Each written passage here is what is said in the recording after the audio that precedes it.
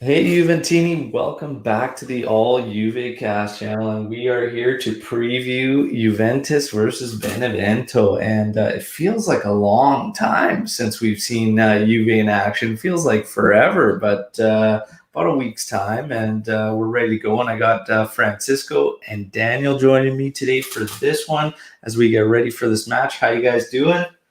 Not bad. Excited for today. Hopefully, we collect another win and keep marching.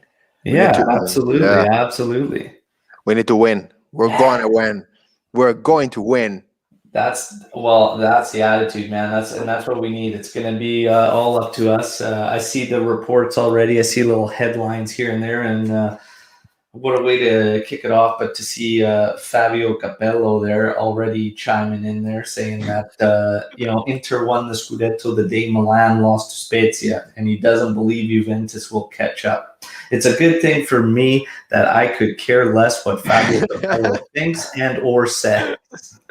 Man, nobody likes him. Like Yeah. really, nobody likes him. You saw if you see the Spanish press, the Madrid press, they hate him. They Oh hate him man. with man. Nobody likes him. I don't hate him, but it's not like I'm dead because he says that. I don't give a Yeah, damn, honestly. exactly. I could care less about Fabio Capello and what he thinks. I'm still waiting for answers from him as to how he achieved so little with such an incredible squad with Juventus. You Oh, know, and you're right. the guy that apparently Del Piero was not good enough for. So yeah, Hmm.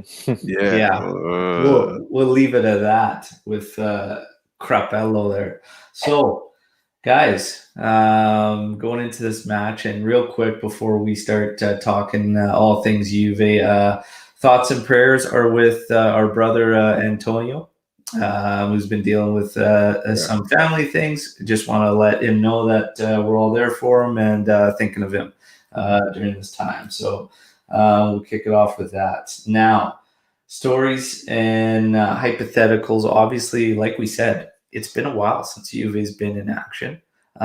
It's also this is the last match before the international break, and what usually happens is you get all sorts of stories and all sorts of rumors and all this swirling around. Of course, since the aftermath of the elimination to Porto, a lot of fans still kind of sour on that exit and whatnot. And I'd be lying if I said that I still wasn't stinging a bit there. But obviously, Cristiano future and transfers, Depay, Awar, and Pogba still coming up with Pogba. And the hypothetical came out there about Dybala being swapped for Paul Pogba. So I thought, man, I wonder, because I remember I put this poll question out like a while ago when, things were kind of being discussed in the summer. And I said, what'd you guys do? And it was a resounding no, actually. I was, and rightfully so. You had Dybala, it was MVP, won MVP and whatnot. So I was like, oh, this should be, pretty straightforward. But then you got 51% in this poll saying yes, they would swap Pogba or Dybala for Pogba, and 40% saying no, they wouldn't. And I got to ask you guys the question. We're going to kick it off with that. Hypothetically, all things considered in the summer, would you make that swap? No. Yeah, I'm still team no. There you go. There you go. But so let's elaborate on that a bit. What's the thought process? Does it depend on anything? Like, what's the no? Well, for me, it's basically because what Pogba said when he left. This was a vacation for me. I don't, I want to go back to Man U. You made your bed, now sleep in it. You didn't want to be here. Now we shouldn't give him the option to come back. So that's my view. I know the wages and the fees and everything takes a part in that as well. But for me, it's if you wanted to be here a few years ago, you would have stayed. It's like I don't want you back now. It is what it is. There you go. A little personal there for Dan. Oh yeah. Well, and in my case, it's all about salaries and the quantity of strikers because There's rumors of Cristiano leaving, which are rumors. We don't know. But at the end of the day, we're losing. We're already going to buy at least two midfielders, in my opinion. And then we're going to add another midfielder, and our striker core is going to be very weak if Cristiano leaves. We don't have Dybala. And also, uh, I do want him to, if we could, yeah, because I love Pogba. I be frank, I love Pogba, and it's also a lot of like Morata's story. He goes away because he thinks that in the other place is gonna be better, but at the end of the day, Juventus is home for them because we were the ones who accepted them and who brought the best of them. But at the end of the day, it's all about money, and Juventus is on a tough spot with money because we cannot be dishing out money like that. So it's if we could, I love to have him back because he's a quality player. But at the end of the day, we don't have the money. There are younger players who are less expensive and who can play for us, and we don't have to sacrifice our striker core to do it. So that's all.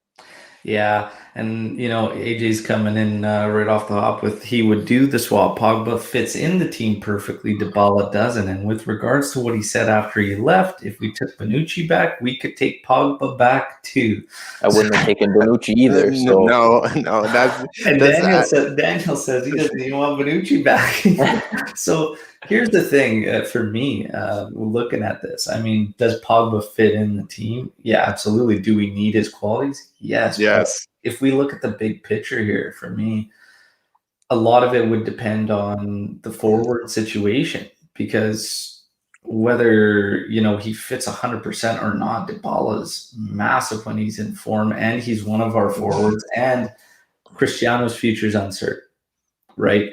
I think this third straight exit at that round of 16, I think that's probably killed any opportunity of an extension. I think he'll probably finish the contract out. I think we'll probably see him finish out that contract, but I think the extension is in doubt. So now, do you make a move and then lose Ronaldo as well? So within the span of less than a year, you go without CR and without Dybala, and Morata's only sitting on a loan. You still have to finalize that. I think you just can't make that move if you're Juventus. Like Morata's not on a permanent, and that's quite a bit of money there. It's a tough one. I understand fans' frustrations with Dybala and getting healthy and how long this has taken, but I mean, that sucks. And you can tell, and you've heard the reports, and Pirlo even came out and said it in a presser, how Dybala's just as probably more frustrated than anybody involved. But it is what it is. That's part of sports. That's part of being an athlete. Sometimes you get injured, and sometimes it takes a while to get recovered. Would we be happy if he came back and it was too soon and then got injured, like we've seen with several players? It's one of those things, but I think all things considered, you can't make this swap without the certainty of Ronaldo and even Morata, because it looks like Morata probably will have his loan extended for another 10 million euros, which makes sense because of the situation we're in. The fact we know we have to bring in midfielders, Locatelli being the one that seems to be a lock, it's going to cost some money. Why all of a sudden make that move for Morata permanent if you have another loan option for another season? For me, that's a no-brainer. You extend that loan for Morata and you put that money into the midfield on other guys. This becomes one of those things where I think the name is what kind of just draws that allure one up because it's Pogba, but by all means, Locatelli, even Aouar, DePaul, all those guys help our midfield massively, in my opinion. Do you guys agree? Yeah, absolutely. And I think, as you mentioned, DePaul, I know him and Dybala like seem to be good friends. So you don't think that kind of motivation would help Dybala maybe, find his game from last year or get more comfortable with a better midfield regardless, but maybe with one of his, a good friend there. And like if you look at that and you bring in the right players, you don't really need Pogba. So Exactly. And it's way cheaper. yeah, exactly. Yeah, and there you go. And Georg coming in saying if Dybala's health is stabilized, I would keep him and go for an alternative such as DePaul along with Locatelli. I think those would be the two I would go with, even if he stays. Saad coming in. It kind of depends if Pirlo stays and keeps using the same formation system. Then yeah, I would take Pogba over Dybala. Oh man, yeah, that's when you look at this, the answers on the poll were so clear cut, right? It was like, yes, Pogba instantly gives us what we need out of the midfield and helps us. But I can't help but look at the other side of things and what we would be putting ourselves, what situation we'd be putting ourselves up front and whatnot too. And I think it's too fresh still in people's mind that Dybala he hasn't had a chance to really do much this season. You know what I mean? Like he just had the worst luck ever. So I think that being still fresh in many Juventini's minds has kind of affected that too. So it's an interesting one, but we'll let that one go because I know that over the international break and throughout the rest of the season, those are the storylines that will not go away. Cristiano Ronaldo's future, Dybala's future, and of course, one midfielders come into the squad because it looks like they are going to boast that. Another position that seems to be coming up quite a bit is left back. And certain little rumors were leading us to believe that Sandro could be a guy that Juve moves. And Bernardeschi at left back. And he's projected to be the left back for this match against Benevento. And I, for one, have said, I came out with a tweet and I said, look, he's going to be he has the traits to help us in that position, especially currently with what we got. Sandro's legs are not what they used to be. Berna's got the traits. Is he plan A? I don't think so, not long term, but could he do it? Sure, he could do it. And the funny thing was, you start hearing people that say, well, has anybody ever played left back for club and played forward for national team? Yeah. And it's a weird one to think about, right? The only guy I can think of that comes fresh to mind is Alphonso Davies, because I live in Canada and he plays left back for Bayern, and when he plays for Canada, and obviously, yes, I know Canada does not have nearly the depth as the Azzurri, but he does it, and he does it quite well, so it can be done. But I think Bernardeschi right now at left back, people keep honing in on those defensive errors, but it's going to happen. He's and here's the thing: defensive lapses were happening even with Sandro because Sandro just didn't have the gas or the energy. So one way or another, you are kind of opening up and having some defensive, issues. It's just different. So it's, what would you rather have? For me, his energy. The fact that he's better technically up when he does get advanced than Sandro, I'm okay with it. I'm okay with him playing this position. I want to get your guys' take on Bernardeschi at left back, the potential, the hypothetical of moving Sandro along, and then all that basically, how you guys feel. So let's start off with Bernardeschi in that position. Who wants to kick us off, Daniel? Sure. I've been saying this for a little while now, and I know Zambrotta came out last week saying, he has all the traits, he can definitely do it. And if Zambrotta can see something, I can definitely back him on that. He's good on the ball. He can put in a good cross. We've seen many times off of corners, off the flank, whatever.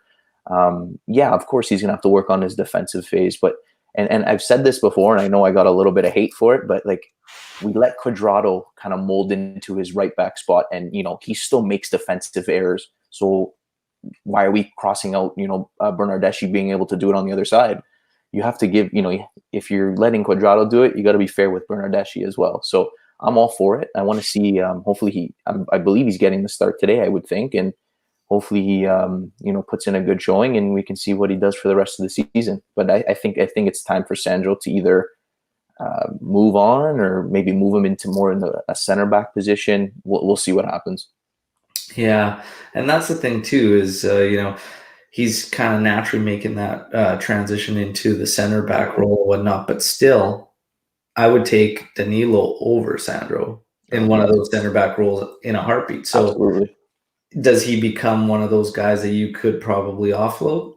Probably. The thing for me is Bernardeschi a long-term solution at left back? I can't say yes. Yeah. So we still need to address left back, and even Cuadrado has been under scrutiny, and it's like, is he the long-term answer at right back? Mm-hmm. You could say yes because of all the assists or whatnot, but we all are familiar with the frustrations there. So it's one of those things. I still think we need some type of long-term solution, and Cuadrado's getting up there in age too, so you have to start kind of getting somebody that can go there in those positions. Francisco, what do you think of Bernardeschi at left back and our fullback situation in general? Shit. Well, first of all, I will say one name. I don't know if you agree. Single. I'll say it again. If people are watching, I'll keep saying it. Buy the kid. This is the moment. He's cheap. Don't let him go. But with Bernardeschi, I do think he can do it, at least for this season, because he has shown, and what I like is, you can say whatever you want, obviously, because people are still expecting the guy from Fiorentina who didn't develop himself and who didn't achieve that potential as a creative midfielder or as a striker that we'll want it. But at the end of the day, he's trying, man. He's trying, and I do like that, because it's not easy for a player to play in very different positions in which he has played this year. He has played as a right winger. He has played as an attacking midfielder, as a left wing back he's playing now, which frankly he has done pretty decent, I'll say. In some matches, pretty good, I'll say also. But I do see him like maybe if not as a regular at the long run, but as a rotation player. Of course, he sacrifices himself a lot, and he doesn't speak, and he just goes on the pitch and works. So I do like him, and I wish him the best, honestly, because before I was saying, man, just for him, not thinking about Juve, just for him, he should leave in order to get the minutes in another place, because you see the talent. He's very talented.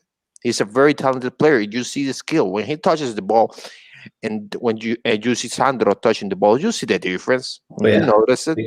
And with Frabotta is the same thing. You see the difference. So, man, I just wish that he does a good job, and if he's gonna stay in Juve, he can find that position. It's left wing back. Well, he does it. With Sandro, I've been saying that the last 2 seasons we should sell him, because he's not as fast as he used to be, and for me, he's not as physical, being as a central back as I like personally. But that's just personal preference, and I don't want him to get one of those central position spots when we could go out and buy young guys. We have Radu Dragusin. Bonucci is going to stay, and we have the Miral in the league, and Danilo, who can play also as a central back. And we can buy a kid like Lovato for the future, who gets some minutes and start getting minutes. And you're not going to do it because you want Sandro to take that spot, who's a player who's not going to help you at the long run. That's where I like. And maybe in the left back position, I would probably sell Sandro, loan or sell Frabotta, and I like Di Marco, because Gosens is just expensive, guys. We're not getting Gosens, but I like Di Marco from Verona. He has been playing really good. So that's the kid that I like for our left back. Yeah. Problem is, Inter will never sell him to us. Well, but what I'm seeing is that Inter doesn't have an option back. Verona is gonna buy him. What I've heard. Yeah. Hmm. Yeah, so it's Verona. Maybe Inter gets a percentage, but it's Maybe. Verona. Yeah, and we got some comments coming in on Bernardeschi. Lewis saying, particularly against teams that sit back and defend, Berna helps us with that extra attacker. Georg saying, defending can be taught easier than the offensive side of the game for a fullback. The modern game requires attacking fullbacks, especially this system. So this is an interesting one.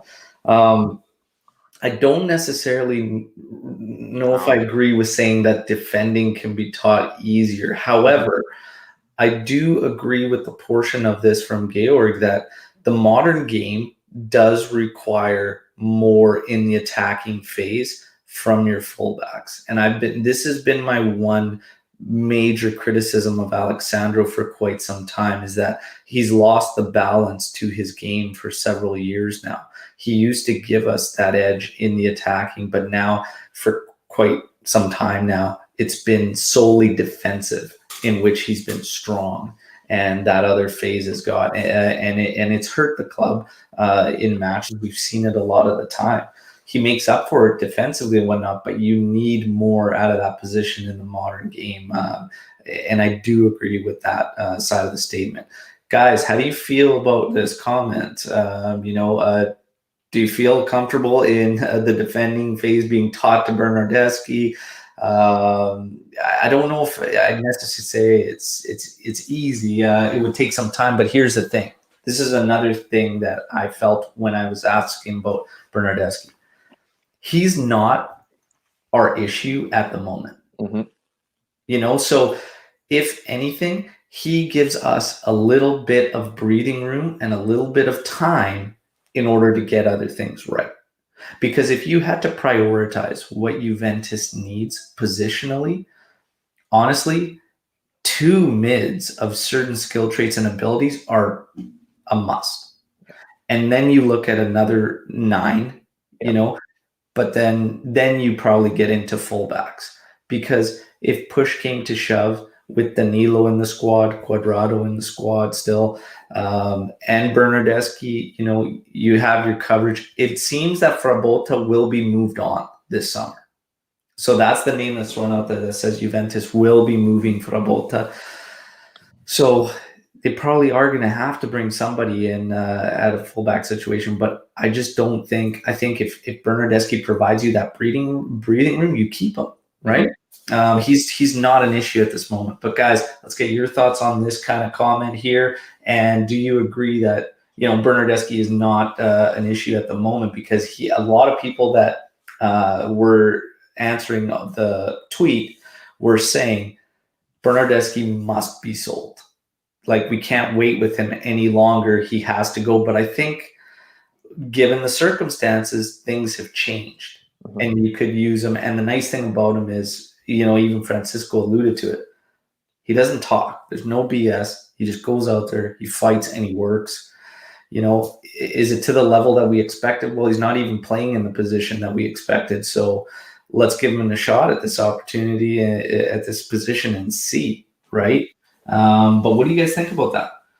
Yeah, I think this is his opportunity. If he wants to take it, will be a different story. But I think I like the fact, like Francisco said, he goes out, he plays wherever position he's told to go play. He doesn't complain.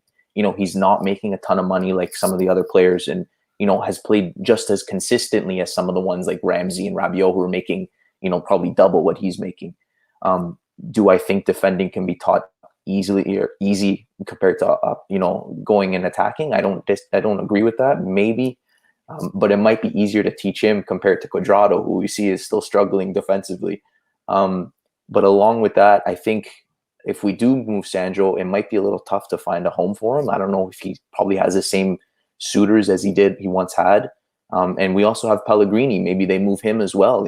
He's had 2 years to kind of find his game. He doesn't look like he's, fitting in at Genoa very much. So you try to cash in on him as well. And then, you put that towards something else. But I say you keep Bernardeschi. He can always be used as a versatile player, whether that's at left back, left wing back, a winger. Like, you need those types of players that can play multiple positions. Who's he's not going to cost you a game. He's every time he goes out there, he gives it everything he has for the jersey, and you need those types of players. So Yeah, and again, you do, if you're going to try and compete on all fronts and whatnot, you do need some coverage and utility guys, Yeah. right?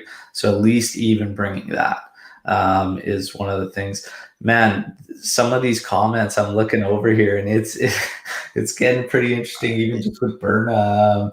Man, so Gaylord coming in saying Berna's performances from here on will determine whether we extend his contract or not. Eric saying the one thing he doesn't want is if he plays well today, none of this, oh, it's just Benevento. Give him credit when it's due. Oh yes, man, that pissed me off. Pissed me off a lot because I was writing an article about him because he was the man of the match. I don't remember the game where he was the man of the match. Spezia probably. Yeah, yeah. Yeah. Against Lazio, and I wrote, well, he's the man of the match, and everybody was like on the comments on Twitter, like, oh, it's again a few minutes and all that, and I'm like, man, but he did well. What's the problem? There's no Yeah, like you're gonna kill him for just playing good. So well, that's the thing. It's just once it's in the minds, and the scapegoat is born, so to speak. It's tough to get out of it. AJ, Yeah. this is a comment that could really spark quite a bit here. Striving for the modern game is what has destroyed us, in my opinion. no, Wow. you you know what has destroyed us is not buying the players that we need and not selling the players that we need to sell. That's what's destroyed us. Yeah. Because I was talking last few days with some friends and all that, and they were telling me like, oh, you look at Marotta. Marotta is doing a good job, and he did a good job with Juve. Yeah, at the beginning he did a good job, but let's not act like he's did a lot of bad signings at the end of his Juve career. Like he did a lot of bad things. So Paratici is paying the price of a lot of those contracts that Marotta gave. That's though we were speaking last podcast.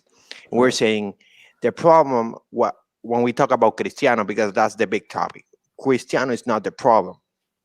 Yeah, because it wasn't that Cristiano's performance were bad and all that. No, the problem was that we did so many bad signings before Cristiano arrived and during Cristiano's arrival that that when he came, we weren't able to surround him with good enough talent or the correct balance of a talent to win. That's the reality, and that's what we're paying now. Our midfield is crap. Why? Because we didn't sign the correct players. Yeah, and that's the thing. I have to agree. I don't think it's chasing the modern game. I think it really comes down to number one, those extensions. That they were awful. Sa coming in here, Matuidi, Kadira, Higuain, all those were dumped on Paratici. Not only that, but COVID hit and ruined the opportunities for them to clean up and make those moves properly. And Juve tried to hang on a little bit too long, and they got bit. They wasted a year opportunity with Ronaldo in the team, in my opinion, because you should have cut that dead weight when you had the chance. If you were going to take a hit, you take a hit. But to say that was completely unforeseen. I think people even forgot Juve had a 300 million euro bond that they blew through because of COVID. They ripped through a 300 million euro bond. And to sum up AJ's comment, like the best I can, this striving for the modern game has destroyed us. Number one, I don't think we're destroyed. Okay, so like I think that's like we're not destroyed. We're trying to correct some of those issues that happen, but it's not striving for the modern game. It's literally like Juve needing to evolve in how they run things because the prime of players have changed. The ages in which players hit their prime has changed. Mhm. Juve's got to adapt. Juve's historically been one that tends to side with experienced players. We know this. You can see the shift now. So it's just better balancing the team and whatnot. That has to change. But honestly, yeah, it's more getting players in the roles, fitting roles. Like, it was too much patchwork and whatnot. And the ultimate thing, if you feel that, we're kind of destroyed or in some type of mess, I go back to this every single time. Because if you have a team, again, look at the roster. Don't tell me striving for the modern game has been what's caused issue, because a team that has won over €1 billion from Champions League over 9-10 years cannot have this roster that we do. That's where some of the failure has come. If you're talking about not having a creative guy in the lineup, if you're talking about not having true fullbacks, if you're talking about still needing a backup striker, how many resources do we need to fill out a roster? Like, we have literally been doing patchwork for years and years and years with the roster. So honestly, while a lot of people rag on a guy like Bernardeschi, holy fuck, where would we be without the Bernardeschi Quadrados, the guys that could play all these positions? We'd really be screwed. So I think it's more the guys just having to do the better job in the office and getting the right guys that fit the mold for the roles. And this is another proponent why I say you stick with Pirlo at least another year, and really get the guys for a specific system and kind of go for it. Let's go that road. But now that the Bernardeschi talk's over, we're going to go to another guy who's expected to be in the lineup now on one of the wings, Kulusevski, because it looks like it's going to be a 4-4-2 that potentially changes to a 4-2-4 with Chiesa, Kulusevski joining in the attack with Morata, Ronaldo up top, and Kulusevski on the wing. I've seen mixed from fans. I've seen some saying he's, can't find a home. And honestly, he's just not as good as what we thought he was going to be, which I think is just too early. And then you have others that say he should be up top. I think he's kind of right in between, to be honest. I think he's like a player that honestly needs to be just behind the forwards and probably just ahead of the midfielders. I don't know if truly out wide is, the spot, but is Pirlo going to do the same thing, that 4-4-2 that switches into a 3-4-1-2 and he becomes that guy there? I don't really know. It's all up in the air as to how this formation is going to line up and where the guys are going to go. But how do you guys feel about Kulusevski if he has to end up playing on that wing? Do you guys like him in that role? Do you think we found a spot for Kulusevski? What do you think? I know for sure he's not a striker and he cannot be played there. He's kind of like Dybala. He needs his space to run at defenders, to create something, to try to create some move into the box, something like that. I can't say, we've expected more from him, no doubt, but I think we got to give him time. It's a new team. It's a bigger stage. It's, everything. He's trying to, like we saw with Chiesa too, before he came to Juve, he was terrible with Fiorentina. He looked like he didn't, belong. And now he just completely turned his leaf joining Juve. So, he's 20 years old. Give him some time. Let him find a position that, that can fit him and see from there. Yeah, he's got skill. You can't deny that. Absolutely. Give him time. And Anthony coming in and saying he's got socks older than Kulusevski. Let's give him a minute. And there we go. That's exactly how it feels. I said it for a while now. I don't think, he or the club anticipated the amount of minutes he would be getting. And he's been, again, filling in for us at second striker, which is not a position he's played before or has. So, we've got to be fair in our assessments of our players and our talent. Francisco, your thoughts on Kulusevski? Well, I do want to see him in that position, that right wing position, because that's more of his role. But frankly, in Parma, he played like a some kind of right winger, so that's more his position. So I do want to see him more there, and we need to be fair, and we because we're frankly getting adapted or wanting to see players like Haaland and Mbappe, who at a very young age are very, very good. That's not the norm. That doesn't happen for everybody. Usually, players develop themselves. Like we're watching the ball playing that good. People don't realize the ball came to Europe very, very young. He went back to Argentina, and then he came back to Europe because at first time he didn't do it well enough. Players are not going to develop themselves fast as we want to all the time. So what I don't want is to sell a player that hasn't developed himself. Give him time. Look at all the times that you went to sell players that didn't. Look out. I'll give you an example. We talked the last time I was here in the podcast. I talked about Immobile. Immobile didn't develop himself until later in his career. I'm not saying Juventus should wait until later in his career for Kulusevski, but at least give him 2-3 years to try to see what you have because he's very young. He's only 20. It's not like when 2 years pass, he's not going to play. He's going to be old. No, he's going to be what, 23, 24. So at least give him time. But I do like him in Juventus because every time when you see them play with Kulusevski and Chiesa, maybe we don't have as many passes, but we are more vertical. That's what I've noticed a lot of times because Kulusevski becomes the player that starts all the counters. He starts all the counters. When you see Juventus getting the ball back, the first guy that gets the ball, Kulusevski, and then he goes forward. He's fast. He's surprisingly fast. He's not extremely out of this world fast, but he's fast enough to start a counter and leave some defenders on the ground. So I do like him, and I just need he needs time. Yeah, absolutely. And yeah, it's just this player development thing, right? I can't help but feel,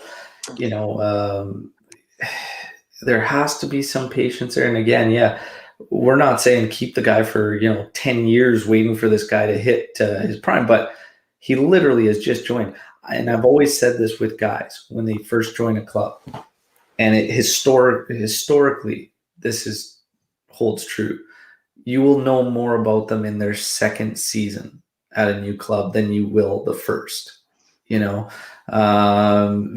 and that's probably, you can look at a lot of players, and that'll hold truth. Is the second year is always the big one. Look at Danilo.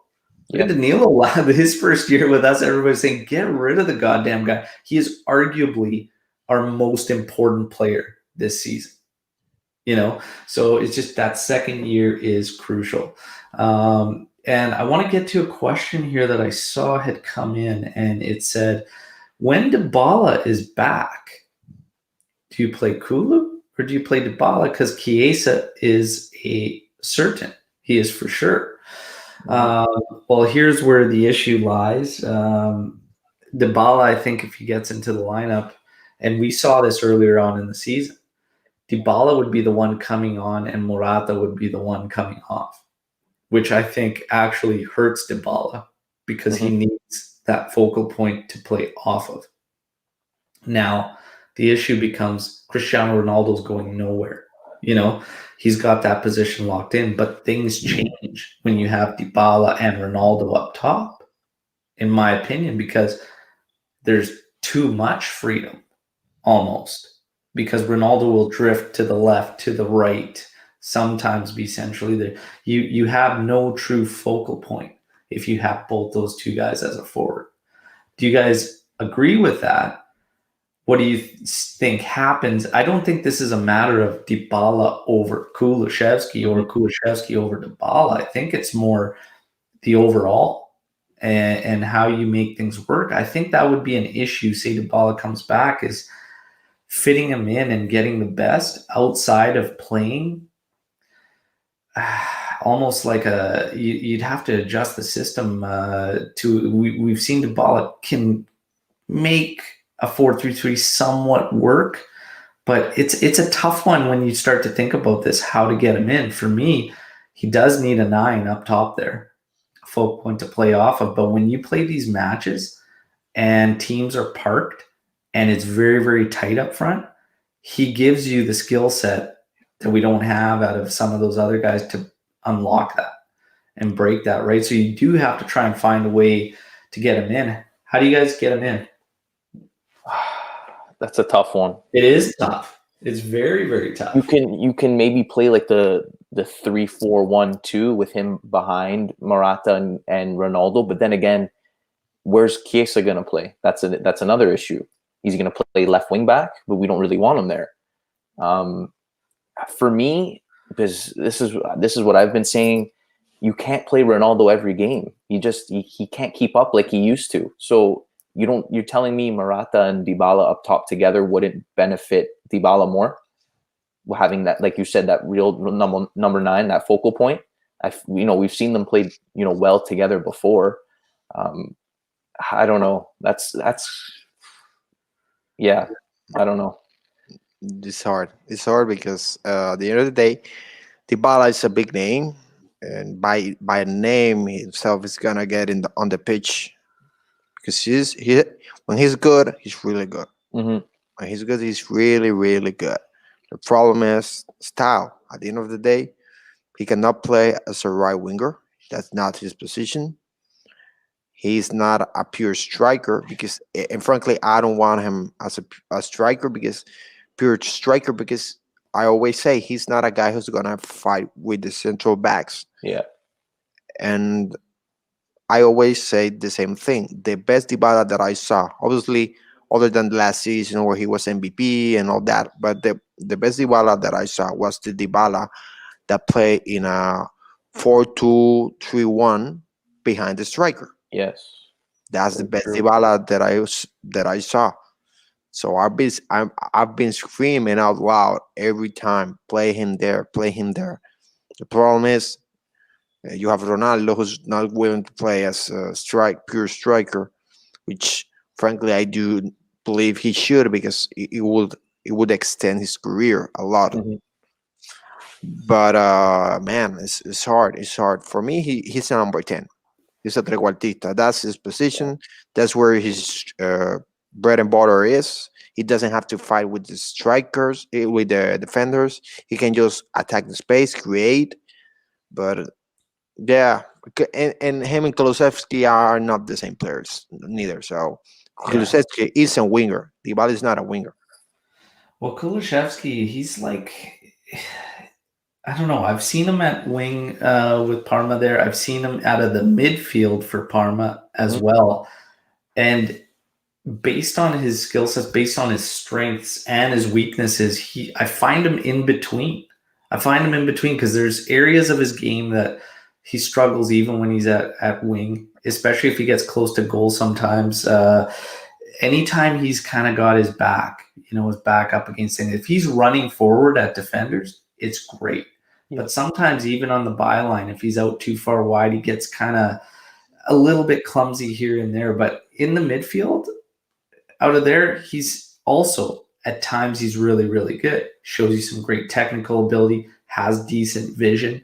But he also tries to do too much. And sometimes he gets dispossessed when there's easier outlets that he should take and stuff. And I think that's part of him maturing and growing. Yeah. But right now, man, you're kind of caught between a rock and a hard place with Kulusevski because I can't really throw anything at him and say this is 100% where he needs to be. I think it's kind of just that in between. That's kind of what I was getting at. But yeah, Dybala, Eric's saying Imperial system, at least when Dybala can only play as a striker because he's not capable of playing that hybrid role that requires more defensively and whatnot. And I kind of agree with that.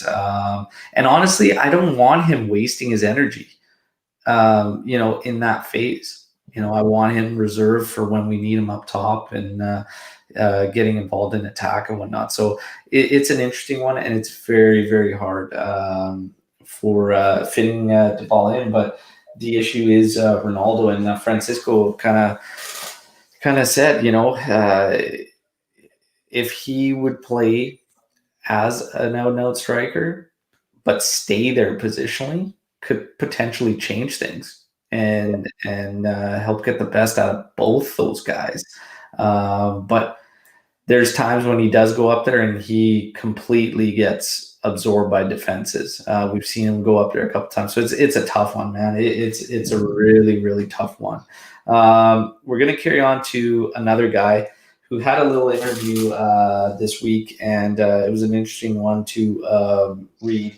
And it was basically Artur, and he was speaking about his relationship with Pirlo and the progress that he's felt since joining Juve and whatnot, and basically giving a lot of credit to Andrea Pirlo. And I want to ask you guys, because the comments were very, very interesting.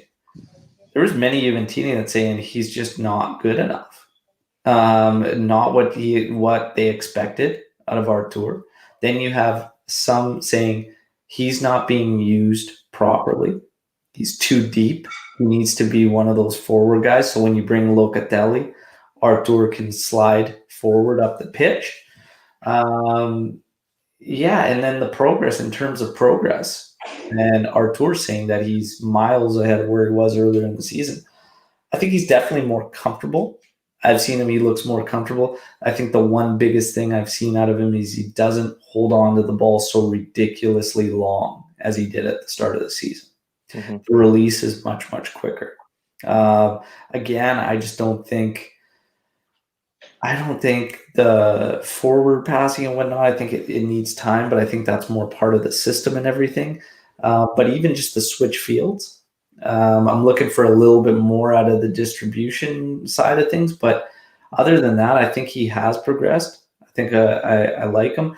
I don't know if he is this number 8 role that a lot of people think he's going to be or will be or whatnot. But I definitely do think he shouldn't be the one playing deeper at the back. I think right now we're using it because he's such a great escape from presses. But if you did bring in a Locatelli, there's no question in my mind Artur would slide up into the thing. So how do you guys feel about Artur? How do you feel about some of these comments and everybody joining live? Let's get your thoughts on Artur and how you think so far in his first season with Juve. And who wants to kick us off on Artur? Francisco? Yeah, for me, I like Artur. What I don't want Juventus is to do the same mistake that Barcelona did. The mistake that Barcelona did is that they compare him just arriving to Xavi, which is a big mistake. Not because he's not good enough, or because he's a different player. Juventus wants a player like Pirlo who's able to give those long passes. It's not like that. He's not that kind of player. Yeah. Because neither Xavi or Pirlo had the on the ball skills and the dribbling capability that Artur has. Is a fact. You see it in the game. Artur doesn't lose the ball. It's ridiculous, frankly. Sometimes when you have 3 or 4 guys trying to take the ball away from him, 3, 4 big guys, and he's like, nope, you're not getting it. You're not getting it. Nope. I'm gonna pass the ball now. So it's frankly ridiculous. But for me, when he's not asked to have those gigantic defensive duties and he can go more forward, you see him play better. Mm-hmm. That's why I love when he plays with Betancourt. Because Betancourt doesn't have a problem staying back and saying, okay, go ahead, go forward. I'm going to stay high and watch your back. And he's able to do it. And when they do those two play together, they do play better because they sort of hide their weaknesses. For Artur, I just think that, frankly, we need him to play on that role because that's the other guy that can play on that role right now and do it at a pretty good level. But in the future, when we get Locatelli, which frankly I think is coming, this is a matter of time. When we get Locatelli, then we can try to move him forward. But let's also think that he had a lot of injuries this season. He hasn't played continuously. When he did have that continuous stretch of playing, he did perform pretty good. he did perform better. I do remember some games where he was the player of the game. So let's be careful for what we're expecting when the reality of the situation is. That's for me the most important thing. Yeah, absolutely. Daniel, Yeah, Artur. I think you guys nailed it pretty much. He's not your centered. He's not a defensive midfielder. He's not good enough defensively. He's fairly small. Like that's why you need the type of people saying that, oh, you don't need Locatelli, you need more creativity, more attacking. But when you bring in Locatelli, that's his natural position, it'll allow Artur to get more creative, get more involved in attacking. I've seen him. At the first few games I saw him, I wasn't too sold. But the more I see him, the more I can see what he brings to this team to moving the ball. And I think the further he moves up the pitch, the more you'll be able to see of that. And I think he needs him and Bentancur both don't belong in front of the defenses. In front of the defense, we know that for sure. For different reasons. Yes, for different reasons for sure. But I think, that bringing in a real player that is used to that position, that can make those long balls, that can make, has good vision, that'll help the overall team and help Artur for sure. He'll give him more freedom to move up. Yeah. And that's going to be the thing is, he spoke to it in the interview too.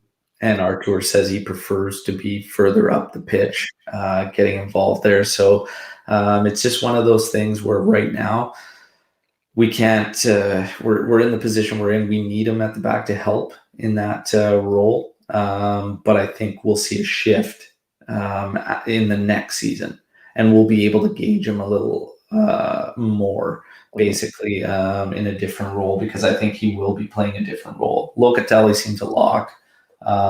Daniel, Lewis, you guys can probably order those kits now. Can't wait. It's gonna happen. But now, the task at hand, starting to break down Juventus and Benevento. The starting lineups are in. We're just over an hour from kickoff. So we have Szczesny in goal, Danilo, Bonucci, De Ligt, Bernardeschi across the back, Chiesa, Artur, Rabiot, Kulusevski across the middle, with Morata and Ronaldo up top. Okay, so lineups are in. And guys, this is pretty much bang on for what the projections were in the days leading up to it. The big question is how it's going to play on the pitch. Mm-hmm. If it's going to be that hybrid or if it isn't. The one thing with Benevento, we all remember what happened earlier in the season. Okay, it was a 1-1 draw.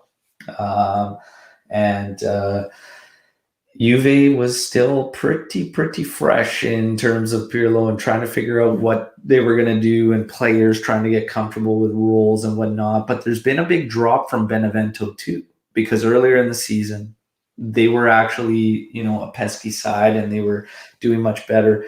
As of late, they have not been. They seem to have lost themselves a bit. They're allowing quite a few goals. And Juve, for me, the team's rested now. We can focus on Serie A. With the international break, Francisco and I were talking, the South Americans will not be traveling. McKennie won't be traveling and whatnot. So we have an opportunity to get these guys, rested up and ready to go and keep training and whatnot. So I expect a victory here. We need a victory. We can't have anything else but a victory. Benevento's been allowing quite a few goals. I think they got pumped by Fiorentina too, 4-1, Mm-hmm. But then again, so did Juve. So we'll see what happened. The Cuadrado red card there earlier in the season. Otherwise, let's just say that'd be a different game, hopefully. But no, I don't expect any slip-ups here. I don't expect this to be a banana peel match. Last one before the international break. I think Juve will get the job done. This lineup is more than enough. Mm-hmm. Kulusevski, Chiesa getting involved in the attack with Morata, Ronaldo, Artur and Rabiot as your two pivots. Fine there. Bonucci, De Ligt at center back. More than enough. Danilo in the lineup at the right side. And Bernardeschi on the left, which I think will be a welcome addition depending on how Benevento wants to play. And, we'll get Francisco's input here on Benevento because Francisco does some great previews, battle plans and whatnot for Bianconeri Zone. And honestly, we've seen Benevento play 3 different setups throughout the season. They've gone 3 at the back. They typically mostly go in a Christmas tree setup, 4-3-2-1, and they have deployed a 4-3-3 based on opponents and whatnot. But lately, they seem to be kind of losing grips with themselves. But Francisco, your thoughts on Benevento, your thoughts on this matchup, our lineup, how you think it's going to go, and then we'll get to Daniel. Okay, and if we're talking about statistics, I was talking with you before. I had the statistics now. They have allowed 10 goals in the last 4 games, which is horrible defensively, and they have only managed to score 2 the last 5 games. Wow. So Wow. they have been pretty bad. Which honestly, at the beginning of the season, they were doing really good. I was thinking they were going to be allowed to stay in Serie A, which I'm not thinking that much right now. So in that sense, Benevento is in bad shape right now, and that they horrible timing for them to play Juve, but good timing for us. Yeah, as Al said, they have been changing between formations. For me, the 4-3-3 does give them more adaptability in the sense that they can shift, they have more volume of attack players.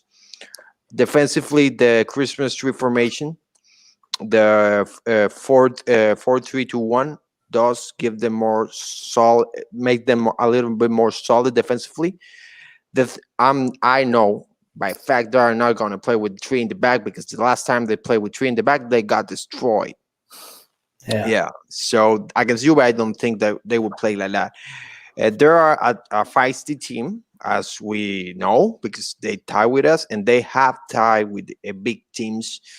Pippo Inzaghi has shown to be a very, even though the last results, he has shown to be a very capable coach. So Juventus must not be overconfident at all with this kind of game, especially because they are fighting not to descend. When those teams are very dangerous teams. When you're fighting not to descend, you're giving up 100% every game. In case of Juventus, nothing surprise. I'm not surprised by the formation. I didn't hear McKennie is playing, right? McKennie is not. No, he's not playing. That I would have liked to play with McKennie, because I think Juventus need to pressure. You don't give it a chance. You go to the kill fast. You pressure them, and if they try to get play the ball from the back, you get the ball back and you score. We have fast players. Juventus key for this game for me is transition. If you get transition game, we're gonna win with players like Chiesa, Kulusevski. We have players like Cristiano, obviously, and Morata, who are very good in transition. You can kill the game in, like the last game against Cagliari. You kill the game in 3 plays. That's what you have to do. And once you do that, if defensively, Juventus is more than capable to get a clean sheet. But for that, we need communication with a good sense of how the game it is, not dropping our hands down like last game.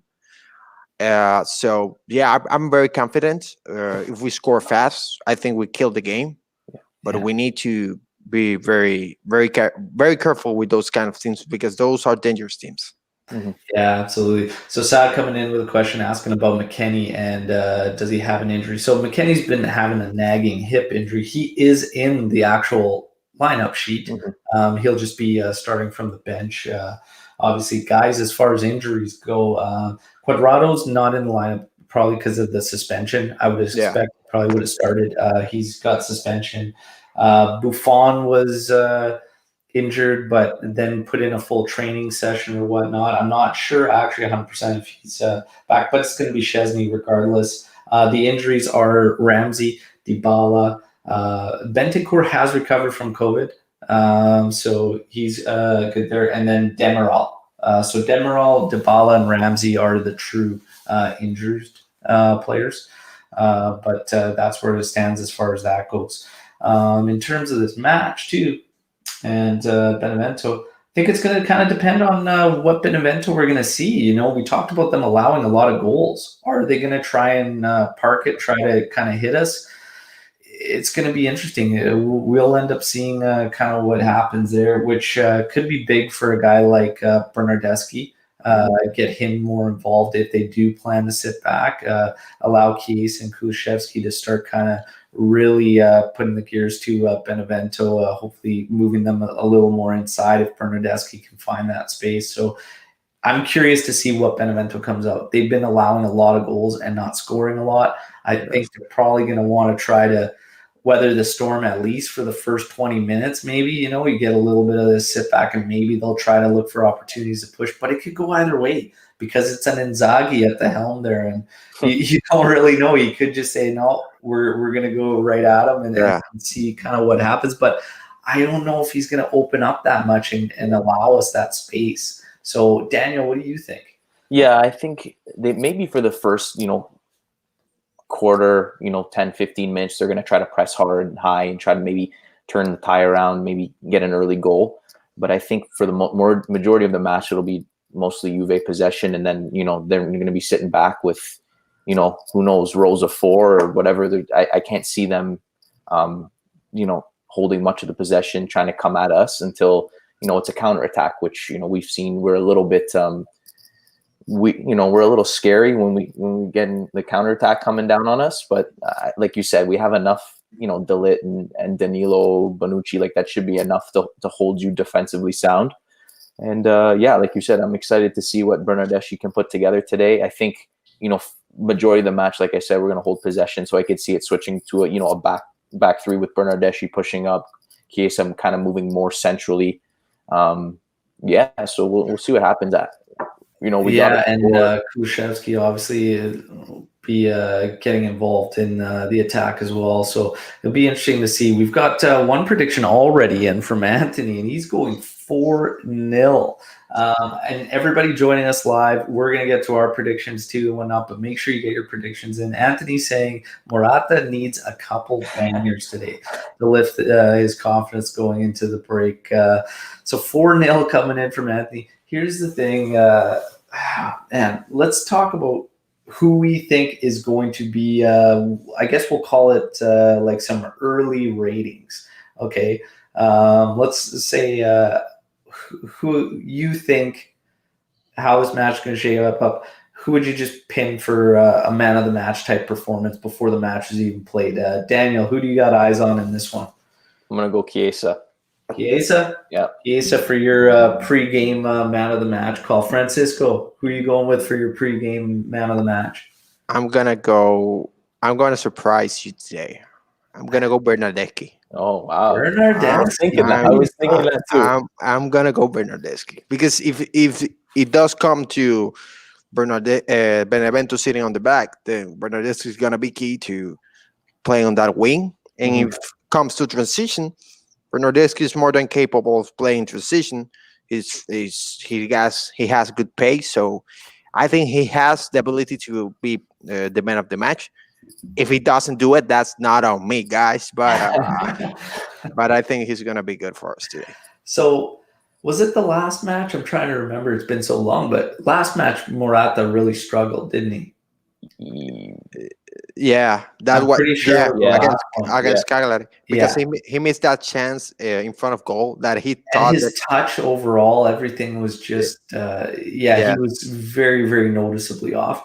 I'm gonna go with Morata in this one with a bounce back right before the break. Anthony, I don't know if he's gonna get a couple bangers like you want, but I think he's gonna be a big piece here today. Prediction for the score line. Let's go with Daniel.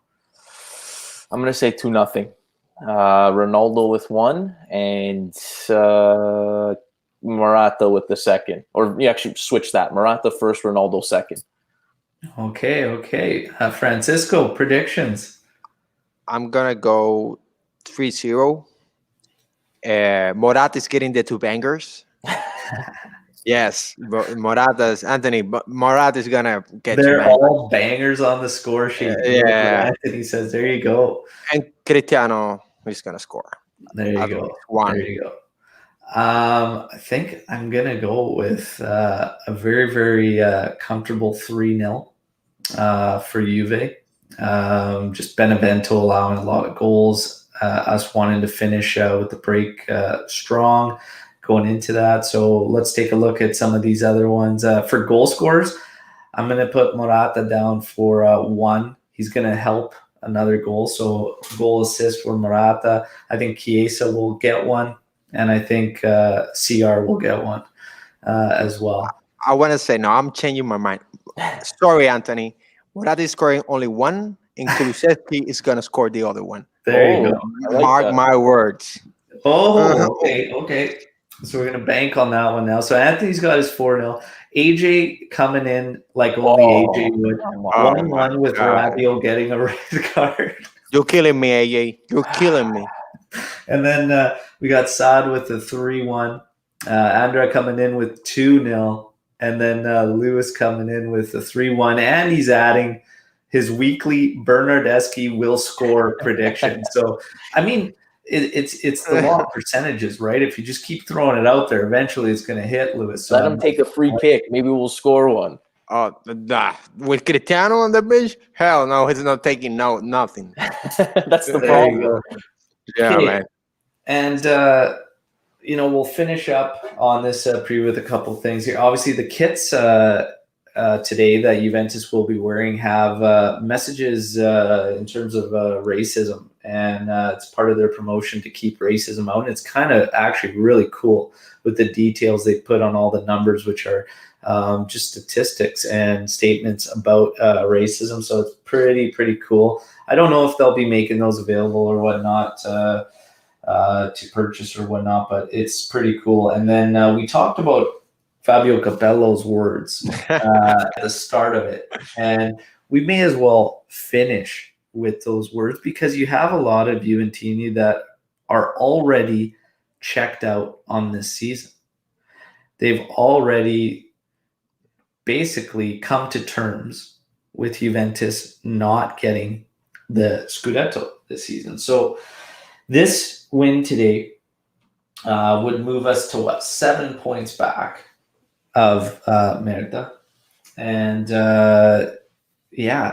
for me, we still have to play them. There's a potential for some points being handed out on a verdict that has been postponed, unsurprisingly from the league and whatnot. But What about Lazio? Lazio, the 2 points that we lost against Lazio, because frankly, I don't like gaining points that way. But if you frankly gave Roma the 3-0 for those that, for me, it's a stupid reason, because they did make the error, but it's a stupid mistake. It's not like it's gonna change the game. So if you give them 3-0, you better give Lazio 3-0, a 3-0 defeat, because the Roma is screaming out loud this season. Like, we are the only ones getting punished. Yeah.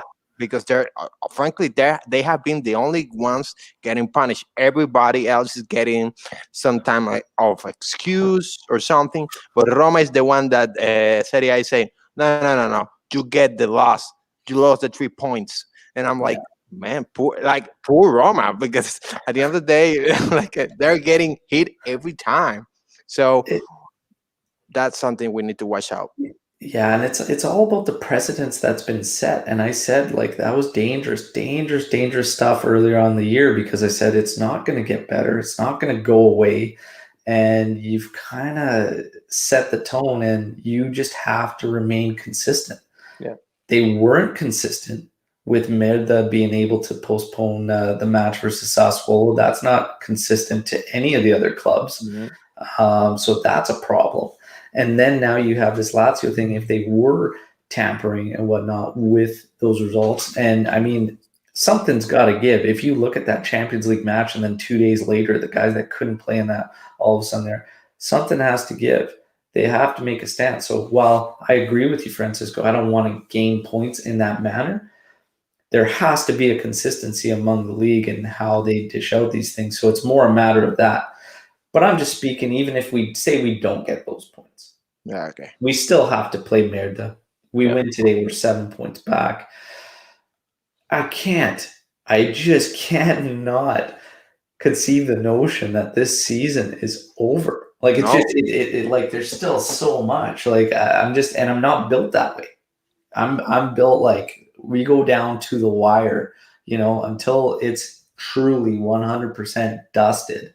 I can't feel like it's out of our hands. I still say, and just if Merda slips up a bit and Juve continues to climb, you're gonna see that stress start to kick in on those guys. Everybody wanted to see those videos and was getting pretty pissed about them celebrating in the locker rooms on these wins. I'll give them credit. They're finding ways to win, but it's getting tight because the squeeze again, they're not finding them comfortable as they probably thought they were. And we still have to play them. It's going to go down to the bitter end, man. Fino alla fine. Daniel, is the season done and dusted for you? I'm going to say no, but I'm going to say it's based that in the game against them and the rematch against Napoli will be the two turning points. That's 6 points right there. If you swing that, then you're definitely in Inter's head. And now with them missing at least this weekend because of COVID, who knows how they're going to come back after the international break, if players are going to be right back into it, if they're going to be coming back slow. A lot of things can play into effect. Yeah, absolutely. And I mean, ultimately, we have 12 matches to play. That's 36 points up for grabs, and we're only 7 behind. And one of those is against Merida. My God, man, like if people think it's done and over, you just haven't followed Serie A long enough, and you definitely aren't living up to the motto, man. Just believe anything can happen. Things can change like that. A question: Inter still has to play Udinese a second time, right? I think. Do they have to play Udinese a second time? Yeah, because I think that game, because we all have that cousin. That's the last match of the season. We all have this cousin that we don't like, that looks like us, but we accept you. We don't like you, but we accept you. You are part of the family because you look like me. That's Udinese for Juventus. We don't love them, but they look like us. So maybe they can defeat Inter, or at least tie with them, because they are like a brick wall sometimes. So please do something good for us, Udinese. Rodrigo De Paul with a hat trick and then join Juve a month later. Precioso, bello. Finding a way into Juventini's hearts before he makes the move over. I like it. So yes, and of course that match we talk about with Merda and Juve, that's the second to last match of the season. So that's coming at a prime time too, because if we can just keep it going, get closer when that comes around, we'll see what happens. And then DePaul can finish the job for Juve before he becomes a part of Juve. Yes. And that would seal the deal for me. Yeah. If he kills Merda. Imagine that in the last game, Juventus wins the title because DePaul scored a hat trick, and we won the title because him alone scored the 3 goals against Inter. Oh my God. Hey, wearing black and white, not the good black and white, but at least he's wearing black and white. That's good. That's good. There you go. Yeah, let's. I like how we finished off today on the positive. It's far from over. Anthony coming into not even close to being over. Ananesh, fino alla fine. That's really what it all comes down to, guys. There's a lot of points still up for the grabs. Juve has to focus on Juve. Okay, we need to make sure we go into every match with the proper approach, mentality, and get the points tallied up. And I have faith in no slip-ups today. Straightforward against Benevento. I expect a victory, and we are about just over 30 minutes from kickoff. So everybody, I want to thank Francisco and Daniel for joining me for this preview. It's been a blast. Thanks everyone who joined live, and enjoy the match today. Hopefully we have some bangers to celebrate and a victory and a big 3 points as we move forward. And then, of course, we go into an international break. And for the international break, Lewis and I are going to put up together a special little Azzurri podcast where we're going to focus on the Azzurri and shift from Juve just to bring something for the Azzurri fans and maybe a look ahead to the Euros and whatnot, and talk about the team, the youngsters, talk about Juventus's connection with the Azzurri and how it's kind of faded, but how it's going to be restored, which is something that many of us want. So stay tuned for that. But most importantly, of course, it's match day. Enjoy the match. Forza Juve, fino alla fine. Be back tomorrow morning for the post-match podcast. Ciao a tutti.